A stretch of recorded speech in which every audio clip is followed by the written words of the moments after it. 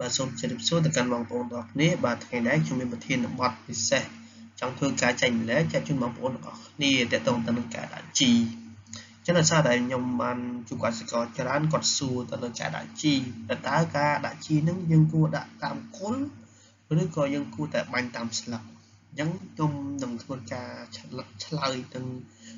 ស្រាវចម្ងល់ទៅកាន់បងប្អូនទាំងអស់គ្នាដែលមានបញ្ហាឬក៏មានចម្ងល់ទៅលើការដាក់ជីតើគួរដាក់បែបណានិងដាក់លើទម្រង់ប្រភេទដំណាំបែបណាឲ្យបានត្រឹមត្រូវនិងឲ្យបានសមស្របទៅកាន់ដំណាំរបស់យើងអញ្ចឹងមកខាត់ពេលយូរខ្ញុំសូមចូលក្នុងប្រធានបទផ្ទាល់បាទអញ្ចឹងតាក់ទងការដាក់ជីខ្ញុំធ្វើការបែងចែកជា2គឺទី1ការដាក់តាមគល់ឬក៏ការដាក់តាមដីនិងការដាក់តាមឬក៏ការបាញ់តាមស្លឹកអញ្ចឹងតាក់ទងការដាក់ជីតាមដីឬក៏តាមគល់នឹងគឺវាមានសិទ្ធិភាពខ្លាំងក្នុងការផ្ដល់ទៅកាន់រុក្ខជាតិរបស់យើងដោយសារតែនៅក្នុងជីវាមានសារធាតុអាសូត ផូស្វ័រ ហើយនិងប៉ូតាស្យូមដែលគឺជាសារធាតុចម្បងសំខាន់នៃរុក្ខជាតិត្រូវការអញ្ចឹងតើតើទៅនឹងគុណសម្បត្តិរបស់វាផងដែរមានដូចជាតែដល់គុណសម្បត្តិនៃការដាក់ជីតាមគល់ទី1រុក្ខជាតិស្រូបយកបានយូរអង្វែងហើយវាក៏បានធ្វើការជួយកែលម្អគុណភាពដីនិងមានតម្លៃថោកជាងការបាញ់តាមស្លឹកបើសិនយើងបាញ់តាមស្លឹកយើងប្រើឧបករណ៍អញ្ចឹងយើងចំណាយមួយតង់ទៅលើឧបករណ៍ប៉ុន្តែបើសិនយើងដាក់តាមគល់នេះគឺយើងចំណាយតែកន្លងរបស់យើងធម្មតាទេបាទហើយតកតងទៅនឹងគុណវិបត្តិផងដែរតកតងគុណវិបត្តិគឺយើងប្រើរយៈពេលយូរទៅរុក្ខជាតិអាចធ្វើការស្រូបយកបានដែលត្រូវការពេលវេលាហើយបើសិនជាករណីដីរបស់យើងឬក៏ទីតាំងរបស់យើងខ្សត់សំណើមឬក៏អត់មានទឹកទៀតវាធ្វើឲ្យដំណាំរបស់យើងលូតលាស់ក៏យឺតតាមនឹងដែរហើយមួយទៀតបើសិនជាដីរបស់យើងខូចឬក៏រឹសមានជំងឺរុក្ខជាតិអញ្ចឹងវាកាន់តែពិបាកក្នុងការស្រូបយកសារធាតុចិញ្ចឹមផងដែរព្រោះថាជីនៅពេលយើងដាក់តាមគល់ឬក៏យើងដាក់តាមដីហ្នឹងគឺវាមិនអាចរលាយភ្លាមនោះទេគឺវាត្រូវការប្រើពេលរបស់វាដើម្បីធ្វើការរលាយអញ្ចឹងវាតកតងទៅនឹងគុណវិបត្តិរបស់វាប៉ុន្តែគុណសម្បត្តិរបស់វាគឺក៏ដូចខ្ញុំនិយាយដែរគឺយើងចំណេញពេលវេលាចំណេញថវិកាហើយយើងដាក់ទៅមានប្រសិទ្ធភាពល្អផងដែរហើយចុះតកតងការបាញ់តាមស្លឹកវិញវាយ៉ាងម៉េចដែរ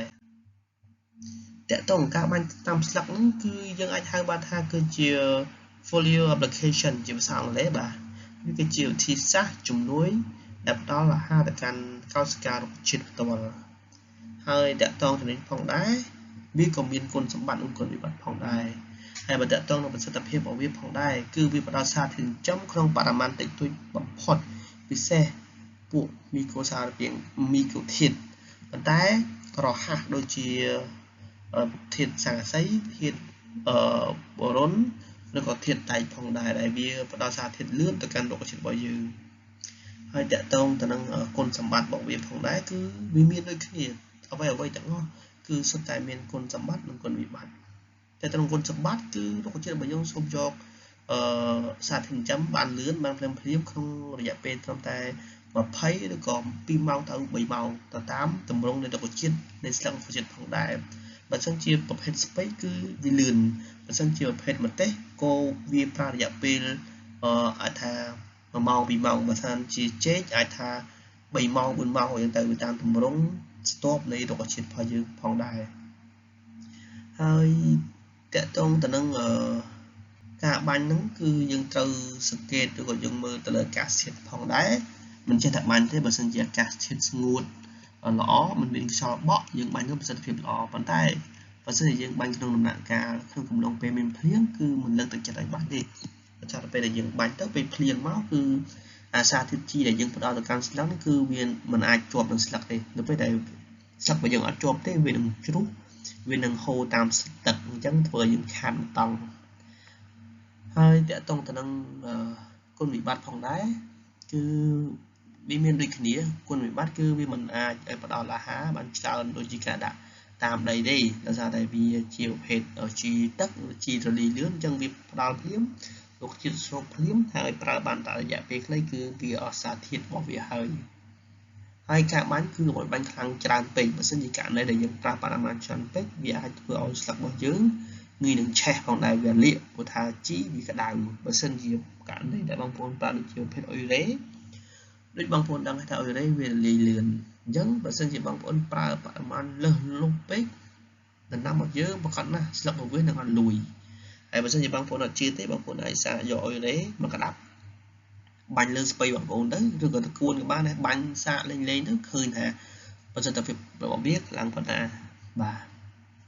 ចឹងសង្ឃឹមថាបងប្អូនតន់ហើយបើសិនជាអត់តន់ទេបងប្អូនអាចធ្វើការខមមិននៅខាងក្រោមវីដេអូបានបាទអញ្ចឹងកលិះសំខាន់សម្រាប់បងប្អូនប្រជាកសិកររបស់យើងខ្ញុំមានចង់ធ្វើការចែកម្លែកមានពីចំណុចផងដែរអញ្ចឹងវិធីសាស្ត្រដែលល្អបំផុតគឺការដាក់ជីដីគឺជាគ្រឹះ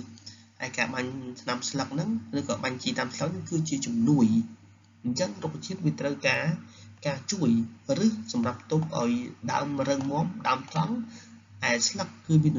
តួនាទីសម្រាប់ធ្វើរស្មីសំយោគដើម្បីផ្ដល់ទៅកាន់ឬផងដែរវាហាក់បីដូចជាខ្សែចង្វាក់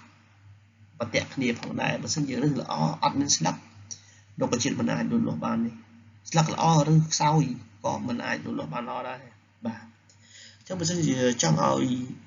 ដើមរុក្ខជាតិបងប្អូនលូតលាស់បានល្អខ្លាំងនិងរឹងមាំយូរអង្វែងត្រូវផ្ដោតទៅលើការរៀបចំដីនិងការដាក់ជីឲ្យបានត្រឹមត្រូវហើយបើជាចង់ឲ្យដំណាំលូតលាស់ស្ទុះលឿនភ្លាមឬក៏ជួយការកាន់ផ្លែត្រូវប្រើប្រាស់ជីបាញ់តាមស្លឹកបាទអញ្ចឹងខ្ញុំមានតែប៉ុណ្្នឹងទេដើម្បីធ្វើការចែកម្លែកបើសិនបងប្អូនឆ្ងល់ត្រង់នេះអាចធ្វើការខមមិនខ្ញុំនឹងធ្វើការចែកម្លែកបន្តបាទសូមអរគុណជួបក្នុងវីដេអូក្រោយ